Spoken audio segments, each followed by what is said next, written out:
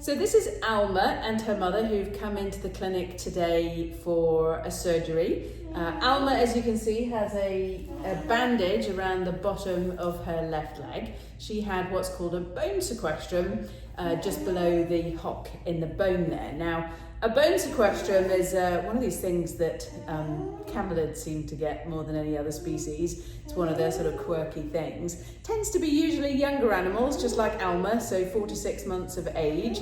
You suddenly see that the Cria goes lame all of a sudden on one leg. You can get sequestra anywhere in the bones of the body, but we see them very frequently in the long bones of the legs, which is helpful because they're much easier to get to surgically.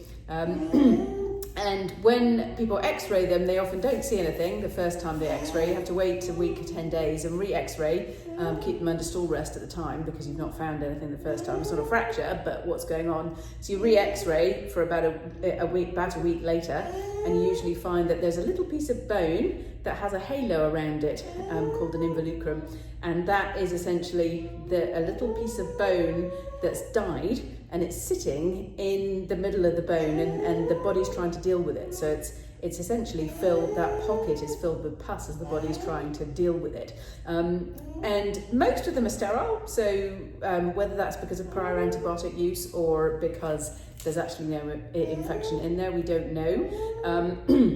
But there could well be an infectious route into the bone via the bloodstream. So if this Cria, for instance, had partial failure of passive transfer, didn't get enough colostrum, then potentially bacteria could seed out in that area of the bone and cause a sequestrum. Another theory is that they take a sort of whack to the bone, somebody kicks them, and it causes the bone to die in that area because of the blood supply being disrupted. We're not really sure. I think most of them are probably from failure of passive transfer, given the age that they tend to occur at. So we took her to surgery today to remove that little piece of bone that was in there, that was obviously very uncomfortable for her because she's not been able to bear weight on that leg for the last few weeks or so. And the operation went really well, and I'll show you some little movies to show you what that looked like. So we basically had to make an incision in the bone and get down through all of the extra bony callus that had formed to protect the leg and remove that little piece of bone. Otherwise it takes quite a long time for the body to deal with it itself.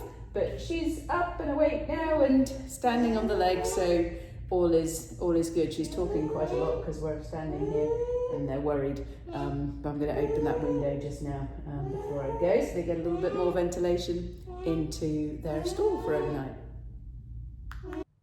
I'm going to show you the x-rays first, and this radiograph shows the affected leg 1 week after the onset of lameness. At this point, there's really not an awful lot to see except for some soft tissue swelling. The next radiograph was taken a week later, and now you could really see the sequestrum becoming evident. The red arrows mark the top and bottom of the piece of sequestered bone. You're also now starting to see bony reaction appearing over it as the body reacts to the piece of dead bone. In the next radiograph, after another 2 weeks, you can see that the zone of lucency, that's the black part around the dead bone, has become larger, and there is extensive new bone forming around the outside of the cortical bone. In order to remove the sequestrum, we'll have to remove the overlying bone in order to get to it, and remove the entire piece whole if possible. However, we don't want to remove too much of the bone or the leg could become susceptible to fracture. That's not very good.